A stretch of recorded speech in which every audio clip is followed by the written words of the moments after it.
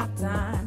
We were so high, I swear we could reach out and touch the sky. Now we don't even hang around the same scene. So caught up trying to do grown things. Our 9 to 5 steady haunts our dreams. Thinking back to a simpler time when I was yours and you were mine. No matter what, we knew that we'd be alright. What if we could turn back time to 1990?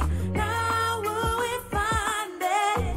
We knew it all along, though the world told us that we were wrong. We were too young to be in love, to know of love. We knew of love, we were of love, we fell in love.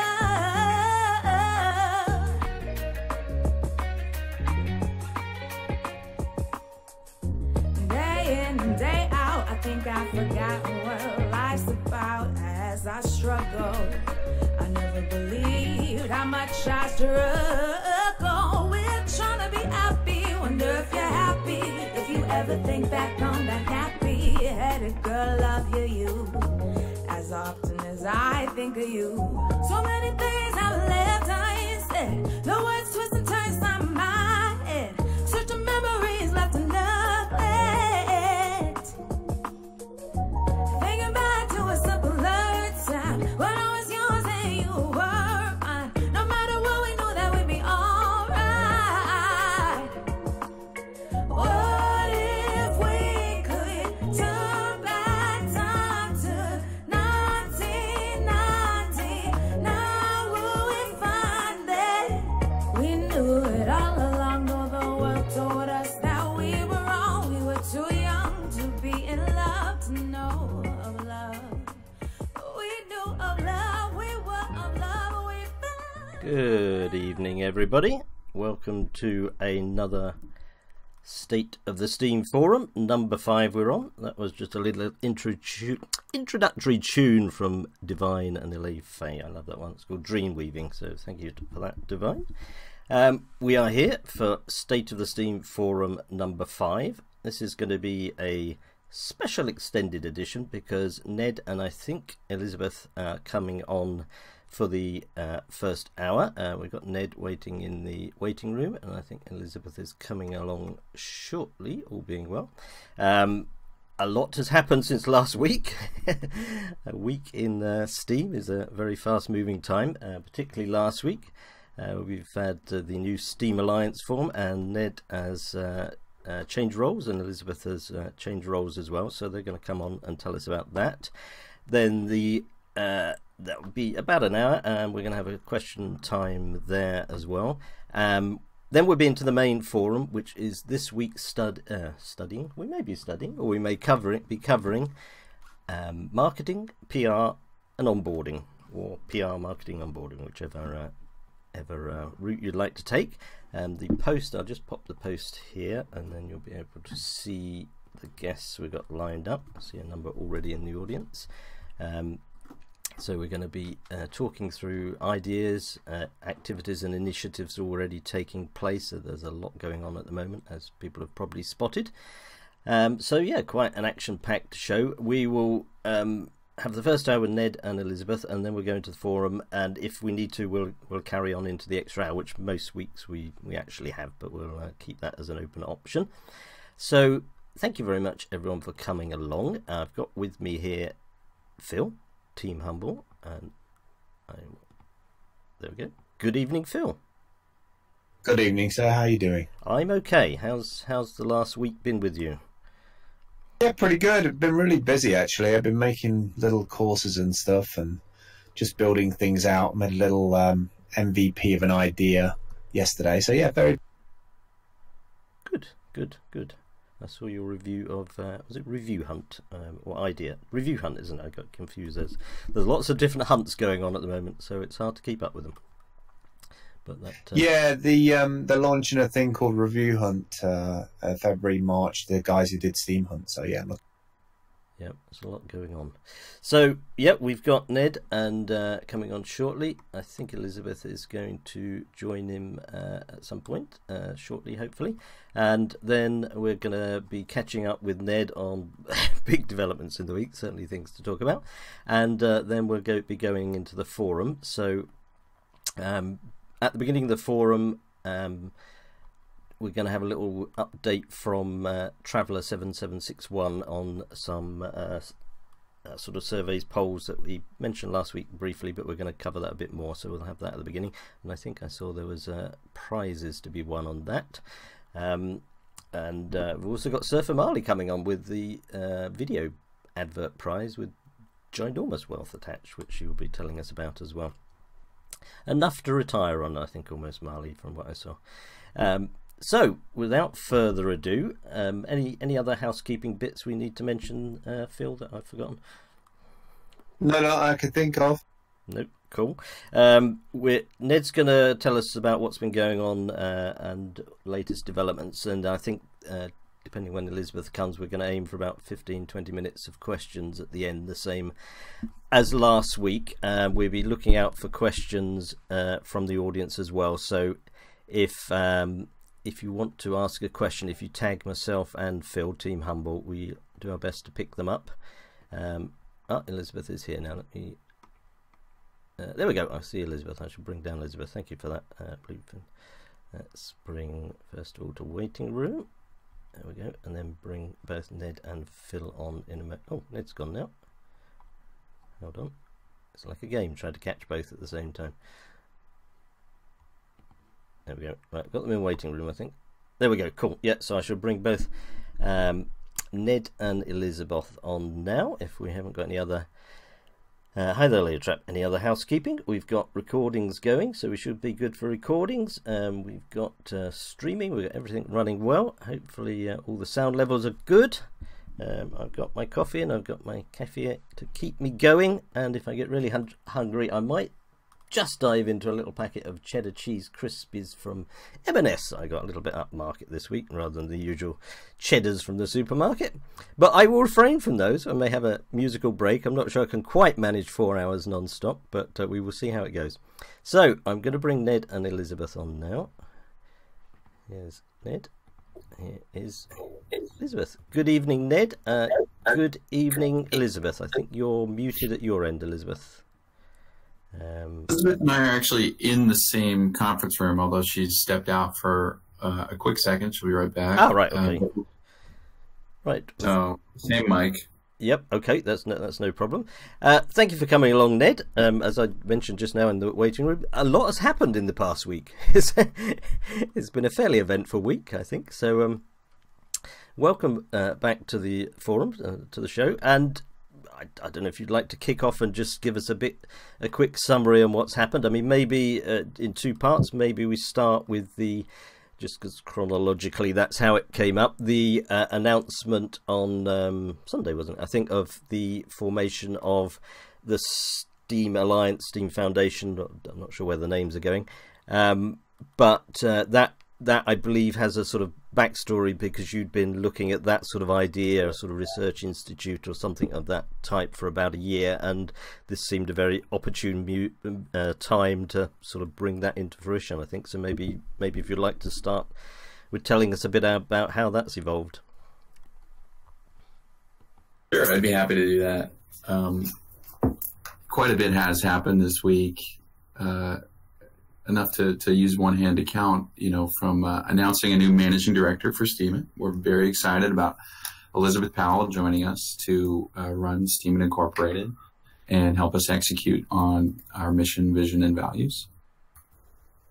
Intensive has been alluding to, there's been some developments in creating another organization for the Steem ecosystem that would community-driven, potentially nonprofit, potentially run by community members, potentially the assets in the ecosystem, if it would receive them as donations, such as Steem.com, or potentially playing point to a Steem GitHub repository and having consensus as the primary GitHub repo for the ecosystem.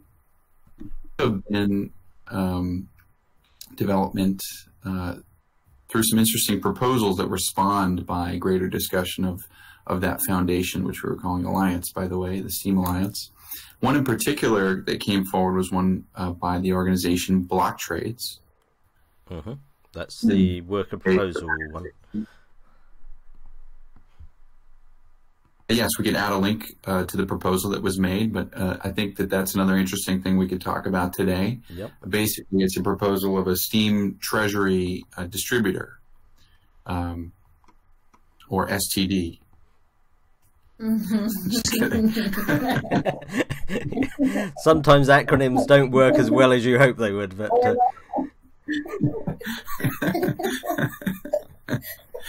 just having fun. Yeah, I think the focus group, when you pitch that one, might have a few comments on that one.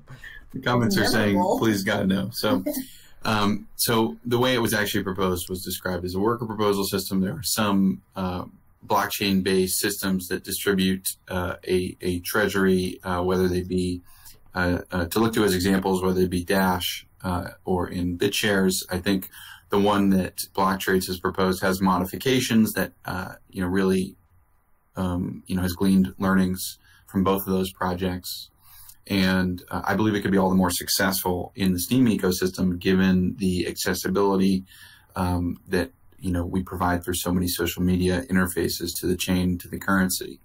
So I'm excited about all those things. Pensive, you asked me to do a little backstory on the foundation. Yes, so I believe maybe we're ready for that. I picked up that you'd sort of been thinking of some sort of research institute type organization for quite a few months, and that sort of gave rise to this, didn't it? It's part of what's given rise to it. It's also quite a moment where the community has really come forward to ask for more responsibility, and I think that in combination with having the resources and some of the learnings to be able to help guide where a foundation could come into play to some of these responsibilities with some of the community desire. It's just a really fitting time overall. We had done quite a bit of research into setting up a nonprofit foundation beginning as early as February of last year. And we took it a fair distance. We did a number of meetings with a group that was basically going to build the infrastructure, including accounting and operational organization. And we learned a lot through that process of how it would set up, some of the activities and events that would be supported, that could easily be supported by such an institution. But what I learned it was all missing was we were trying to do a lot of it from inside. I was really, trumpeting the horn, getting people moving on it. And in the more recent past, we've looked at things and said, well, Steemit has been trying to do too much. It's unfocused. Mm-hmm. We ended up for a while, and with the community coming forward and saying, Steemit, please give us more responsibility. You guys are doing too much still. Opportunity to bring the concept of a nonprofit foundation back to the forefront. But have it grow much more organically with community input. How should we run it? And I think there's a real opportunity to get the community to pull it all together. Ultimately, I think that will produce a better product, a better foundation that serves the community better. I think, like I mentioned before, there's a lot of opportunity to incorporate some Steem-oriented assets, such as Steem.com or the Steem repo. I think that the concept would go quite nicely with a Steem treasury, an on-chain Steem treasury system like Block Trades has proposed. I think in combination, we have two really exceptional ideas on our hands that with community interest and support, we can execute on rather quickly and efficiently. Can they both come into being at the same time, or does the Steem Alliance need to go through its process to be formed to then sort of take in the block trades proposal as one of many proposals to vote on, or do you envisage they could both come into being at the same time? I really see them being able to come into existence in parallel. With block trades, I'd like to get feedback on it at the next Alliance meeting, which is really the inaugural Steem Alliance meeting, because no one's missed any steps on the creation of that yet. We are going to be having our first meeting, I believe, Sunday, January 27th. LL Farms, someone from the preliminary can post a link to that in the chat here. But we're going to be really having the inaugural meeting to elect the first official working group, then set the stage for accepting community proposals on how a foundation would operate and what activities it would support, what financial stringentness exists either in the bylaws or through trusts set up inside that organization, how fundraising would work. I've given assurances to this group that we're looking at, if this thing is set up with proper financial controls that benefit STEAM-oriented activities, that we'd be looking at being very interested in donating some of STEAM organization. Likewise with the on-chain STEAM treasury tools. Yeah, I mean, do you have a feel for what sort of numbers Steemit Inc. would be able to put into the Steem Alliance as sort of seeding to get it going? I absolutely do have a feel for it. Say that millions of Steem, but I any specific numbers at this time. The biggest thing is that there's efficacy and strength built into these tools, and that these tools have ways of accepting funding, not just from Steemit. An on-chain system could source other funds from donations and perhaps from other sources. The Alliance can do fundraising, and these types of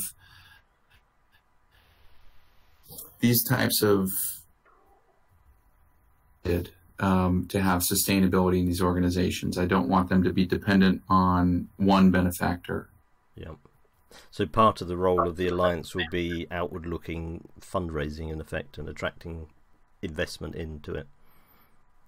And yes, and I think that it could have quite a bit of success doing some fundraising. What we're thinking about is perhaps some multiple of an initial fundraiser is what we would bring to the table to make a fundraising period more exciting for the whole community. Cool. That sounds good. In terms of the block trades proposal, I mean, down to block trades has attached a sort of number to it. I think it was $50,000 to $100,000, and that's sort of measured in dollars as a sort of business proposal, I guess. Is that something that Steemit Inc. will be able to pick up the bill on, I guess? We haven't begun negotiating any of that. I've merely told Dan Notestein that I think it's a great idea. It looks quite a bit like the spec needs to be worked out more, and there really needs to be a presentation of costs, and before there can be any commitment there. If we aren't able to fund the whole thing, I'm sure that there's a way to close the gap. Ultimately, it might even be one of those things where it's most interesting to do a final payment to the organization, block trades, using this tool that they're building. That sounds an interesting way around. And I mean, that I saw there was some discussion on the proposal about where the sort of ongoing money would be raised from inflation, etc., etc. That is presumably the sort of areas you want the community to give their input in and sort of see what the consensus is out of that. That's part of the spec. When I first heard that the proposal would involve some new inflation, my first reaction was, I don't think that people will go for that. Those types of economic changes, I think, are hot potato suggestions sometimes. So, I think that it should also be able to accept like that. It should be a pool that can accept donations. It should be a pool that, in my opinion, is restricted on how much of its fund can be spent in a given time. Like maybe it's 1% per year, 2% per year, something like that. Yeah. So I think it'd be interesting to see a more detailed spec on that project. Presumably we can look at other places like BitShares and Dash that have used that sort of model, and I guess see what worked well for them and what didn't work so well. 100%. The more insights and research we can get from our folks to help inform a great spec, the better. Just for instance, some of these systems have the ability to vote negatively on proposals. Some of these systems only allow positive votes. Just different means of checking that not all the money gets spent in one go. So just more insights around those types of mechanisms, I think, would be valuable for everyone who's thinking about this. Cool. And is the plan to have some discussion about that proposal at the meeting on Sunday, or is Sunday's meeting primarily about the voting and the elections? I think it should be brought to the Steem Alliance meeting of proposals, simply because I think it informs the types of activities that the Steem Alliance would be best contributing to. So, for instance, as soon as this Steem Treasury system became a more concrete idea, in my mind, it became more clear that we wouldn't need to create a proposal system inside the Steem Alliance, which is what some of the initial thinking had been. And the reason that we were thinking of putting it all in the Alliance first is it seemed like the fastest way to getting community voted or community dictated, funded. It seemed like the fastest way to get that to start happening. Given that, our blockchain resources are currently allocated, it seemed like the fastest thing. But with Dan Notestein and block trades coming through to present this idea, it really helps us bypass some of the steps to getting there. So I think presenting both ideas together and how these mechanisms and organizations have their ultimate synergy for us. So I think it's important to consider them all together, and it should be brought to that meeting. Right, because Luke Stokes had also put in a poster proposal about something similar to the EOS DAC, but I believe that requires, I don't know much about it at all, I'm afraid, but I believe that requires some sort of infrastructure to be built for it. Is that sort of still in the sort of mix, or is that not being looked at the moment?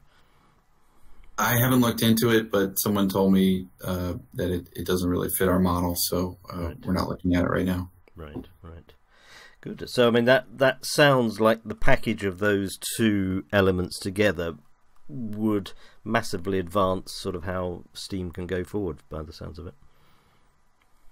I think so. I think it's really about creating great opportunity for the community members to bring their talents, to trade them within the Steem ecosystem to make Steem greater. Right.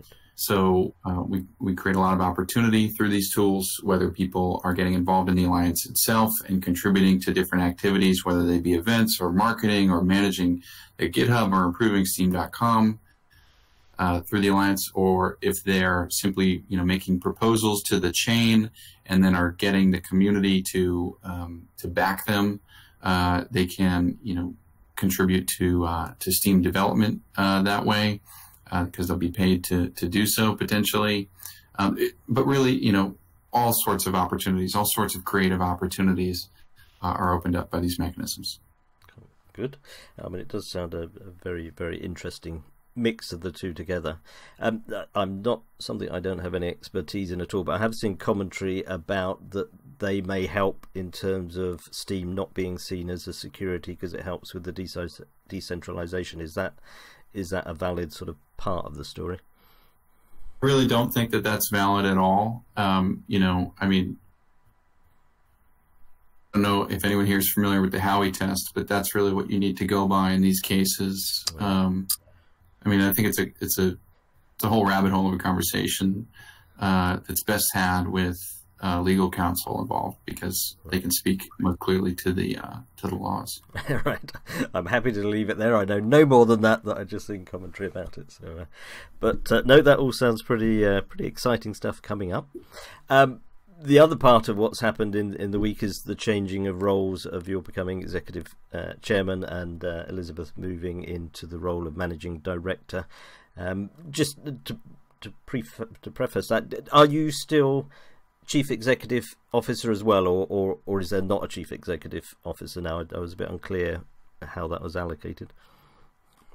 The way it's allocated right now is there's an executive chairman and a managing director. That's my title is Elizabeth's title is managing director. Right. So that's what the company has.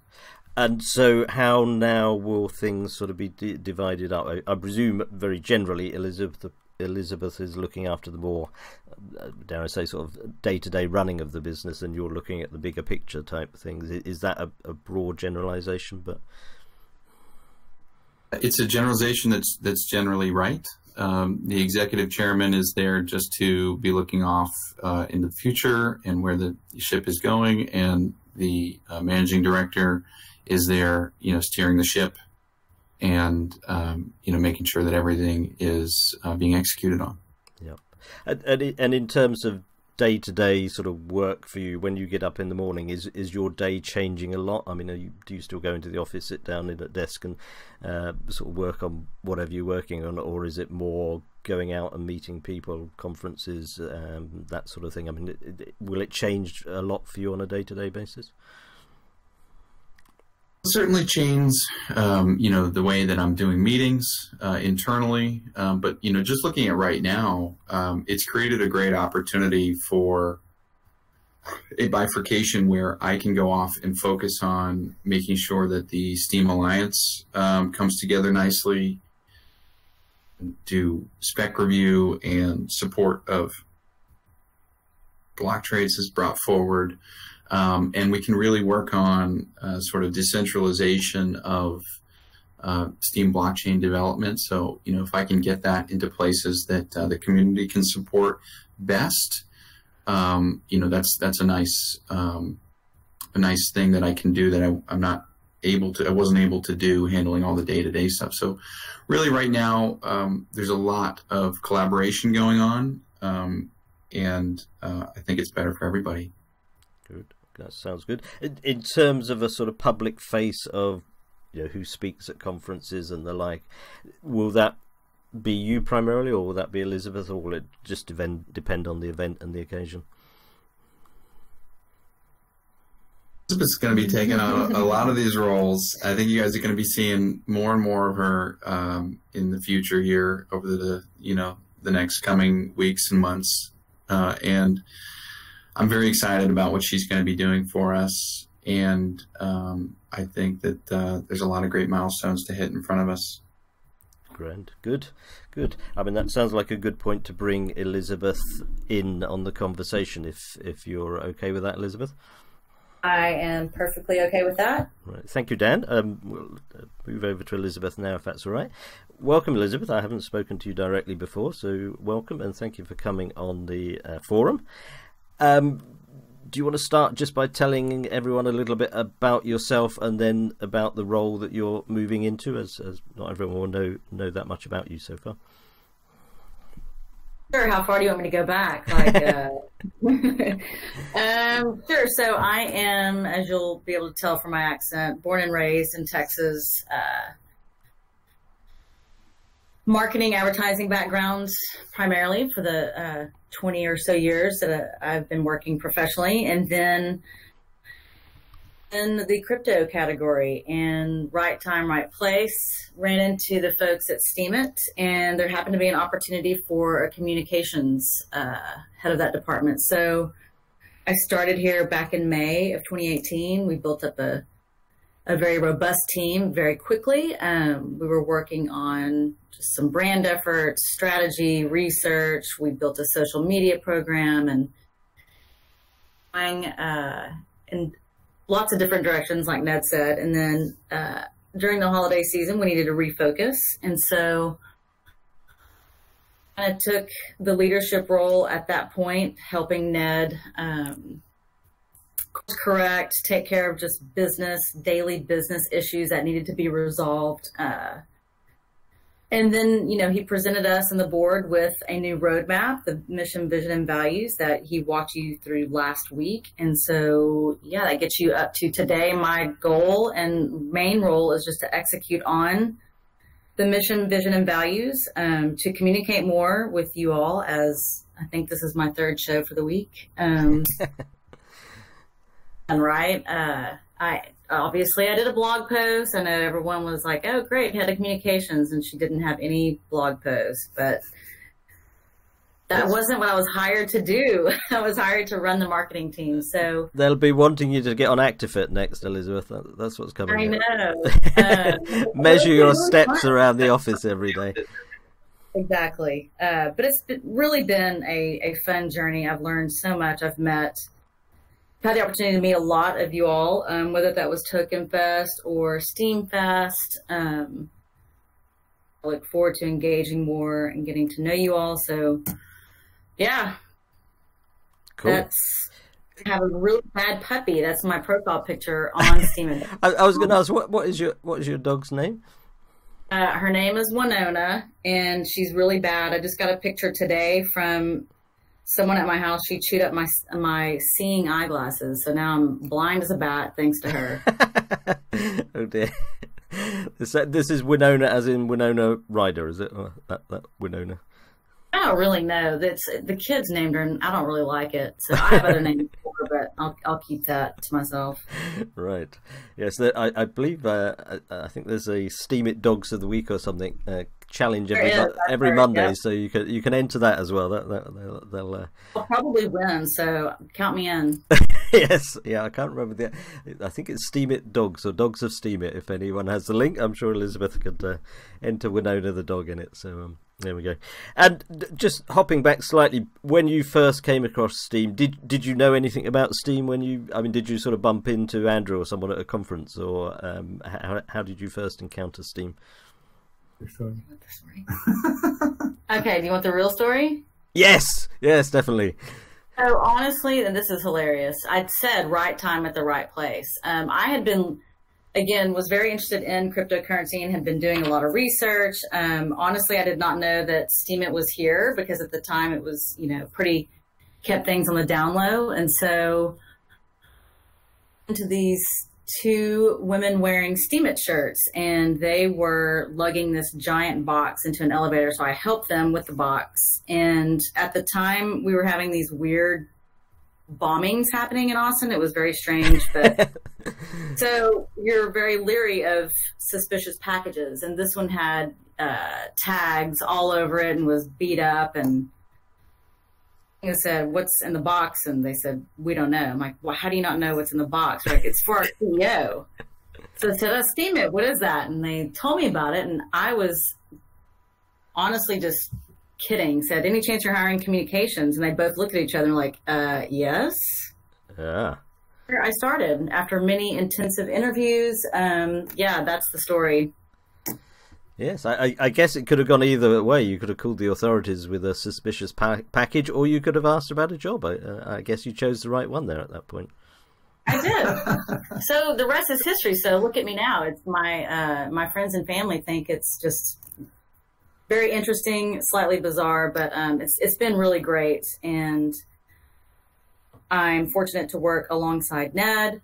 We have a great board. Our team is just phenomenal. So sure is looking really, really bright. Excellent. One thing I meant to ask Ned earlier, the board, obviously you can't give names or anything, but what sort of size and what sort of background are the type of people on the board? Is it sort of 3 or 4 people, or is it a great big board? What sort of size is the board of Steemit Inc.? It's currently a board of 4.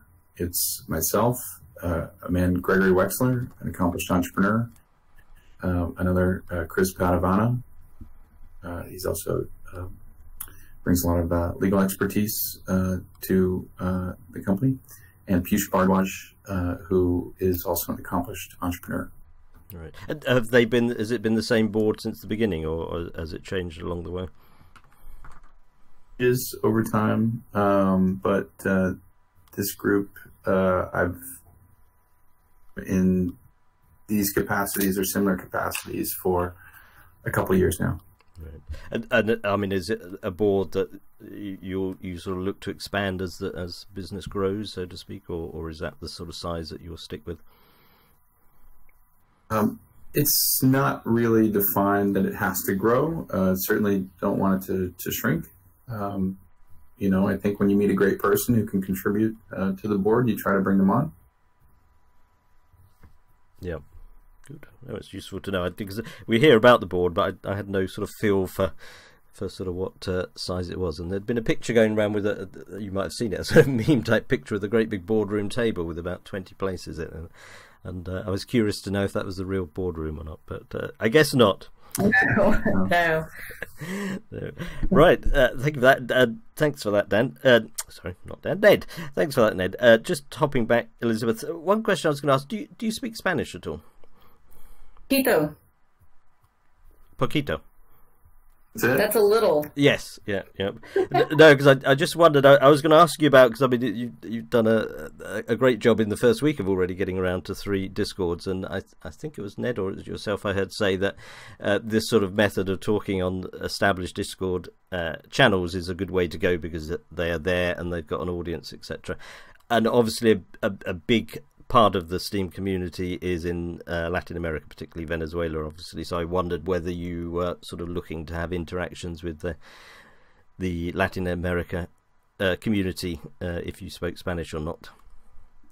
Oh, for something like that, I would definitely need a translator. I know just enough to get by. So yeah, but no, I'm definitely open to any and all suggestions to reach more Steemians out there. But yeah, no, my Spanish is not that great. Yeah, no, because I mean, I do the list of the radio shows. I call them radio shows; they're not really radio shows on Sunday, and I found lots of different programs. But there's the whole raft of non-English speaking ones out there. I mean, there's some in Southeast Asia, some I don't know about. I suspect there's also quite a lot in West Africa, in Nigeria, Ghana, of similar sort of Discord setups where they have their own audiences that you and I assume I haven't dealt with anyone in South Korea, but I assume there's similars there. Are you going to try and get round the different sort of language communities by some means to talk directly with the other communities? Yes. Yeah, there's a lot of attention and a lot of good things coming out of all those areas you mentioned. So David here, who manages exchanges, he has very well connections in Korea and maintains those relationships. But yes, we do need to, a couple of times this week, to reach out to the different entities out there. Yeah. Yes, because that. We didn't update our front. Sorry, Ned. Go ahead, Benzo. Sorry. Oh, sorry. I thought you added something to that. I mean, do you have a feel generally, Elizabeth, maybe, of what proportion of Steem users are English speaking at the moment? I mean, I'm guessing it's about 50-50. I'm not sure. Sorry, say that again. Do you have a feel for what proportion of Steem users currently are English speaking? Because that obviously comes a bit into play with marketing mixes and the like. Do you have a feel for the split? I want to say we pulled that up last week, and I'm going with 70-30. But I mean, I can pull that off of analytics. But yeah, I feel that's a pretty good indicator right there. 70-30. 70 English, 30 non-English. Correct. Yeah. Yeah, because I guess that is changing more in favour of the non-English speakers, would it? I guess because Korea and countries like that seem to be growing quite rapidly from what I see on Alexa and the like. Agree. Yeah. Grand. Just a couple of things to sort of take this on in the context of what we're going to be talking about afterwards in the forum. In terms of PR and marketing and onboarding, I mean, PR, do you sort of retain a PR company or do you do it in-house in terms of PR for Steemit Inc.? We manage all of that in-house. Yeah. And do you sort of build ongoing relations with the sort of crypto journalists? Because one thing, one of the things I monitor for the daily news thing I do is mentions. I only do it crudely through Google Alerts, but a lot of the reporting on recent events has been, well, let's say, inaccurate. I think would be a fair assessment, and I didn't feel the journalists were making a great deal of effort to get their facts right. Do you actually go out and proactively try and reach out to journalists to make sure they've got the true facts about Steem? Because there's a lot of misinformation that the journalists in the online crypto sources and elsewhere use. Are you actively sort of building up contacts with them at the moment? Yes, and so we had an ongoing list and regular contacts with folks, and it is what it is. The media, they don't do their fact checking, and so a lot of times we'll just, in a perfect world, this day and age, we submit a press release and they run it as is. That's the only way really things are going to be guaranteed to be accurate. But I will say recently TechCrunch were very accurate, like really did a good job on, it was CCN, they did an article, really did a great job discerning the differences between Steemit Inc., Steemit.com, and Steem. So, that's been a lot of the confusion for the most part, but I would say lately they've done a decent job. Forward, we hope to continue to work those relationships. Necessary evil. It's interesting what they do pick up and what they don't pick up, but yeah, we will continue to do outreach and maintain those relationships. Right. And in terms of marketing, obviously, your first focus is Steemit Inc. At the higher level rather than sort of what the community might pick up. But do you have an ongoing program of sort of going to conferences and exhibitions and the like? Do you sort of plan ahead of spot the best ones and go out and send people to them? Elizabeth? I think we've lost Elizabeth there, and Ned. Oh, sorry about that. Yeah, that's right. Yeah, do you have a sort of ongoing program that you're looking to identify the most opportune, the best crypto events, conferences, etc., and do you try and get representation as many as you can with the resources available? Yeah, obviously last year we had a full calendar and we had planned out those key conferences where we wanted to attend as well as support our third-party partners. Token Fest, perfect example. We had a nice booth space and had several of our dApps there. We had Steem Monsters and Oracle D and Partico. But for this year right now, we're still in that cost-cutting mode. And so those types of things, we really don't get a huge ROI on that. So cognizant and aware of, where we do put any revenue towards. And so was flown out to Tron, so that was on their dime, and he was on a panel. Any opportunity like that is great. I was just going to say, that was a good example of fairly low-level journalism, when the very fact that Steem appeared as a partner on that event seemed to be converted by one journalist into the fact that Tron had taken over Steem, which I found quite amusing. So I don't know if you saw. I don't know if you saw that one, but yeah. I heard about it, but Andrew, he does a great job. Everyone here knows Andrarchy. But for example, Steem Creators is hosting a huge developer conference here in Austin in April. Be sure to check out that. I'll put the link in here. That event, myself, Andrew's going to speak. Maybe I can drag Ned down there. It's going to be a nice event. They're expecting about 500 people. So, to answer your question, really the focus right now, as I see it for the next 12 months, is not so much paid appearances. Obviously, if something makes sense and we're invited to speak at, then we'll evaluate those. But yeah, the focus really now is to continue on the cost-cutting roadmap, implementing the advertising program, mission, vision, and values. Cool. Do you see in that particular element of marketing, do you see any scope possibly where there might be some liaison, maybe through the Steem Alliance, where the community representatives might be able to make some appearance, maybe not as speakers, but actually having booths or whatever at events around the world on behalf of Steem and Steemit, the Steem Alliance, might be able to in some way support them? So if this is Ned, I'm going to jump in on this one. So this type of inquiry, I think speaks to a real desire for those types of activities, and we would love for recommendations to come through in the proposals that include those types of activities to be supported by something like the Steem Alliance. So, if that's what we want, let's get it into those proposals and start figuring out how to do it. Yes, I mean, going to, as you've alluded to, Elizabeth, going to events around the world, I can imagine is a pretty expensive thing. Flights, hotels, and time off doing other activities, of course, for Steemit staff. So there is there are a lot of very keen people within the community that know a lot about Steem, and so that would be the perfect way to sort of enhance the presence around the world, I would guess that, and also that would help on language front, because if there's an event in South Korea, for example, there will be South Korean people there that might be able to handle it with some, I guess, sort of backup support from Steemit Inc. or Steem Alliance. So that could be a good way to go. Good. I think that's covered all the particular points that I was going to bring up today. Are you okay to sort of take some questions now, Elizabeth and Ned? Absolutely. Yep. We'll do it for 10 minutes. Is that okay? Yeah, we've got we're quarter to 9 in the UK, so if we do 10-15 minutes, that rounds us up to the hour then, if that's okay.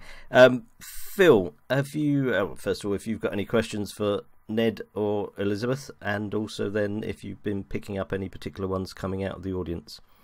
Yeah, I'm just going to repeat the one that's come from Crypto Curator. Question for Ellie: is there anything that the community can do to help with activity on any successful press releases, Steem Inc., including publishing, e.g., can we be sent links to go, comment, share, and add value to the published article?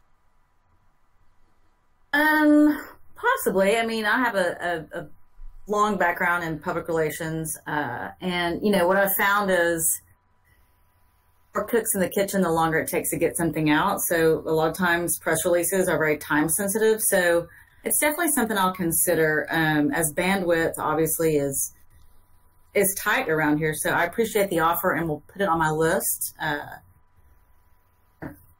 Those links, we get the blog posts out. A lot of times anything press release oriented is also going to come out as a blog post.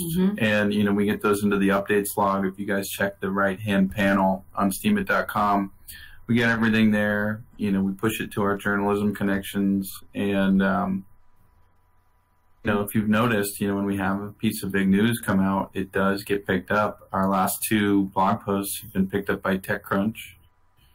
Did you see where HiveMind made the news? They actually picked up our HiveMind post, a good point, from the Steemit blog. And there was an article in some random news source that announced HiveMind, so it was that was interesting. Yeah, I think that was. I think that's a great handoff point for folks. Like when there's blog posts that come up, I mean, take them to other places, link them. Yep, that's. Thank you for that. There was a question from. It's gone past again now.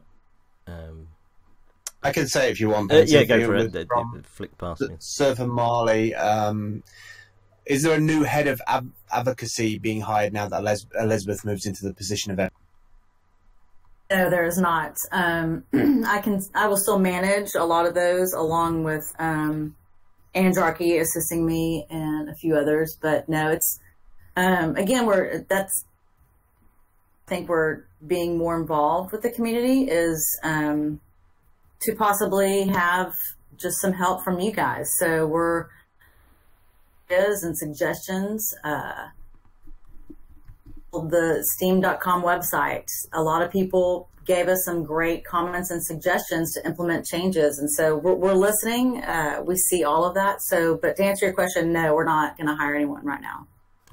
Can I just pick up on one thing you mentioned that, about the Steemit.com website, which we touched on last week, but presumably with that with revenue, with advertising revenue coming higher up at the sort of financial agenda, is that going to be quite a key focus of what you're doing? Because obviously revenue needs eyeballs and needs more people using it.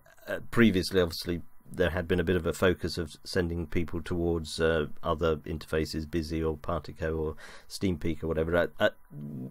Have you got a sort of specific team on the case to work on Steemit.com now to really boost that up and get the retention on it and usage on it and eyeballs on it? We do. We have a team dedicated to making all of those enhancements. The ad program is ready, so we will soon have, you'll probably roll out some Steemit advertising banner ads, as well as we're developing a media kit. And so we're just rates and analytics and putting everything together. So yeah, that is a big focus right now, is getting that program up and running, which is going to happen very soon. That will be direct advertising rather than going through Google AdSense, won't it?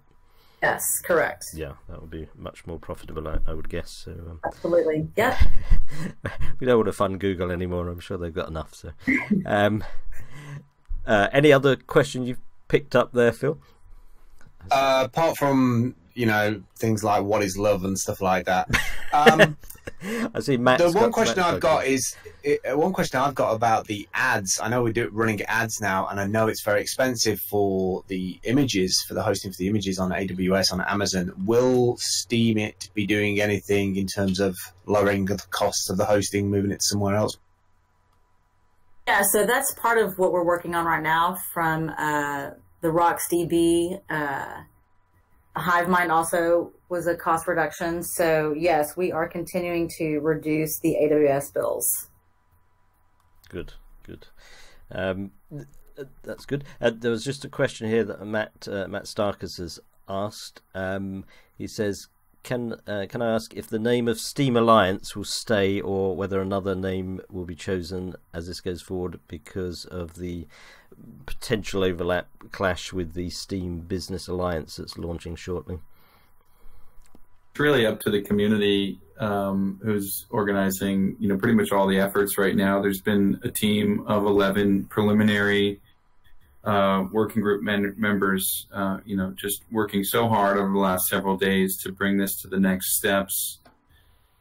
Those next steps can involve evaluating the name, but I would like that the way it gets evaluated is that it should only be replaced if there's a better name. So, you know, come to those meetings if you want to contribute to that process. Right. So there you go, Matt, coming along to the meeting. The other dynamic of the name, of course, is trying to find the account names that are available, which I think there were some problems the other day with, I think, Steam Foundation and the various ones that people were looking at had all been taken up already, which made it slightly more complicated. Presumably, I'm pretty sure I know the answer, but I'll just ask just in case. If there are names that have already been taken and been totally inactive, there is no mechanism at all to actually sort of repossess names, is there, in the mechanisms of the blockchain? Not in the blockchain, there are not. And I don't feel that there should be, but I have heard people make the cases for it. But I haven't found a case that resonates with me. Naturally, it's a community thing, though, so if people want to keep figuring that type of thing out, you know, maybe it's something that would come to the surface under a Steam treasury and proposal system. So, you know, maybe it is in our future. I don't know. Right. Good, thank you for that. We've got another question from Sage Scrub here. Asking if the community will support Shred 7's implementation of communities on Stratos. If that comes up, will that be something Steemit Inc. would likely support as well? I mean by support, I support anyone who's building on top of any Steam tools. I think it's incredible. So in the sense of you know, being a cheerleader, yeah, I'm 100% in support. Cool. Just hopping on to that in terms of sort of general timelines, communities are still on the agenda, but a little bit way down the agenda at the moment, presumably. I mean, is the current order of play RocksDB, then on to SMTs, and then communities? Is that the rough order of play at the moment? Yes, that is. Yeah, and RocksDB, presume is that nearly there? And it'll be RocksDB that brings down the cost for witness servers, won't it? Is that the way it goes? Correct. Yep, we'll have to get you more concrete updates on that once they've been fully formed. But if we haven't been able to get them out yet, then they're just not fully formed. So, a couple more steps to get there before we can talk about what we've done. Right. And that presumably will be quite welcome to witnesses that obviously have to spend a lot on their servers. Then is it straight on to SMT lights? Is that the sort of plan? And then will it then be communities, or would you then be filling out the SMT sort of package? The SMT should be in tandem, or could be running at the same time with communities. Right.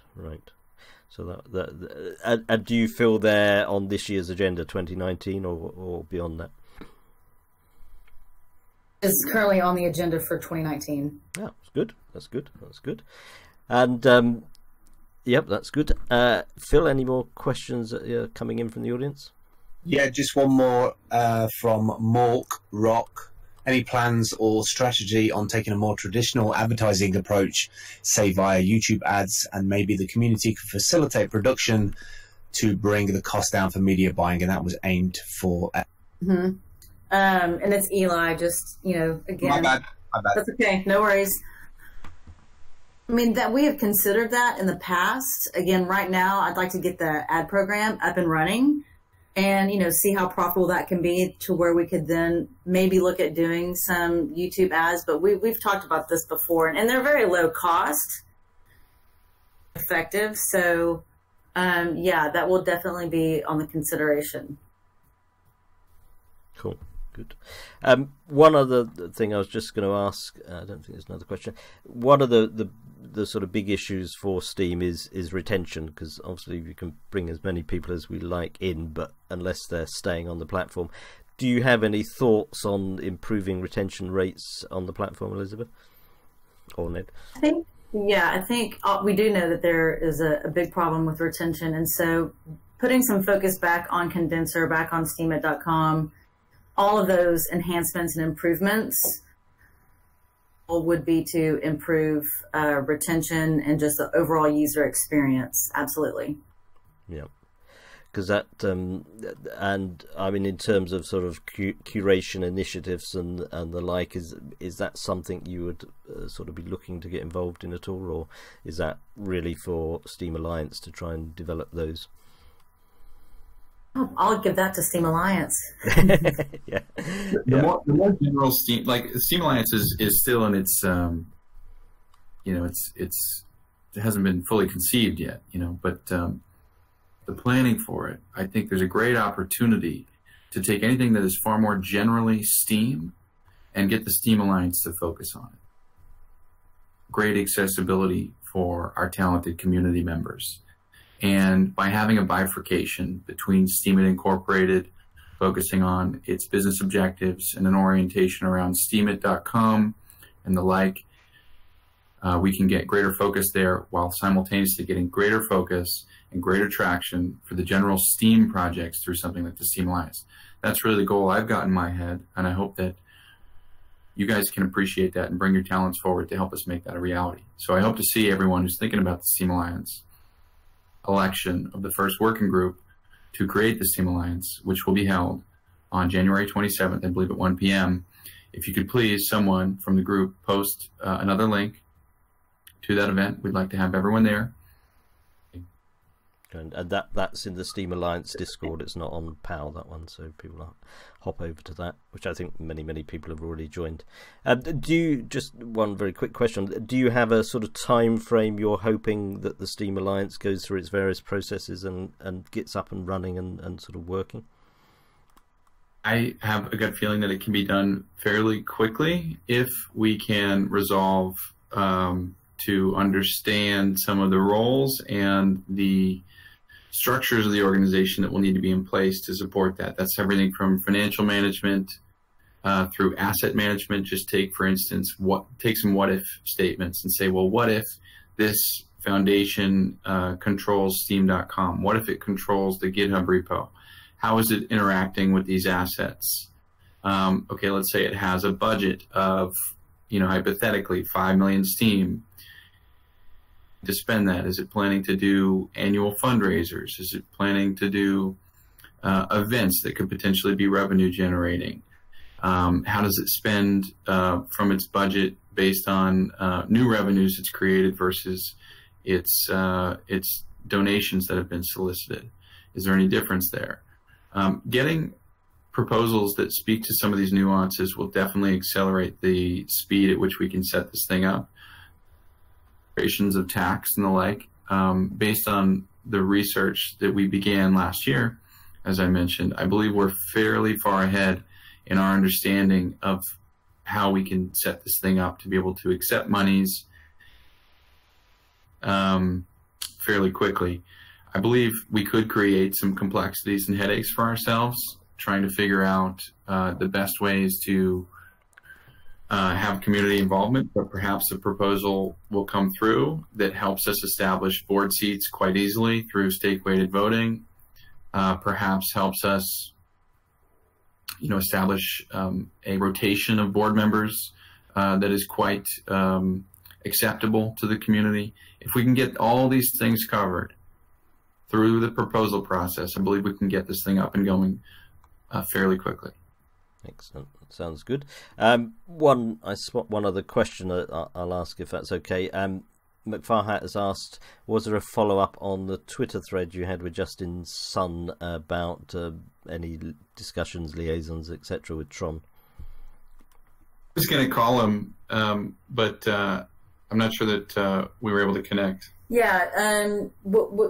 What happened with that? That was part of the Tron, the Nitron conference. And so, like I said, they took Andrew out there, Andrarchy. He spoke on a panel.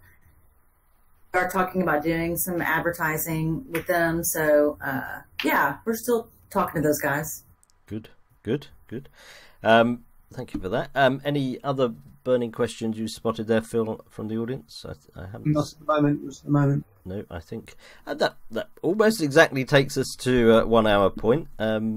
Anything else? Any last comments, Elizabeth or Ned, you would like to mention?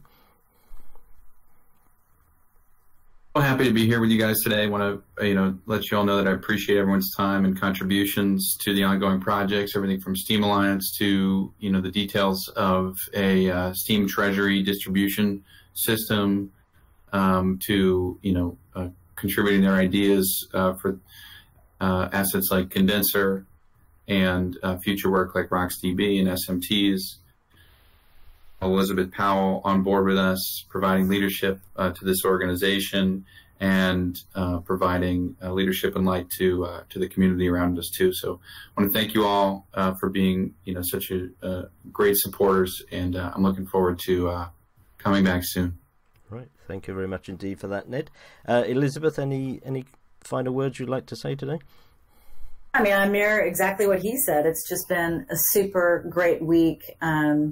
The community has been very welcoming, and it's just been a wonderful week. I feel like 2019 has started off like we all expected, and so let's just keep this momentum rolling, and I look forward to great success and building great relationships. Right. Thank you very much indeed for both of you for coming on. You're welcome anytime. I will pop you back into the audience, both of you, if that's okay. You're welcome to continue listening. We're covering marketing, PR and onboarding. We've got Nomad Soul, Paula G. We've got a whole bunch of people coming on. We've got, I think about 12 people. Not sure how many are coming, but you're welcome to listen into that. So I will pop you into the audience. I will say thank you very much, and I hope to see you again soon. I'm then going to play a quick bit of music while we move round, and then we will continue on with the forum. So thank you, Ned. Thank you, Elizabeth. Pensive. Thanks, Pensive.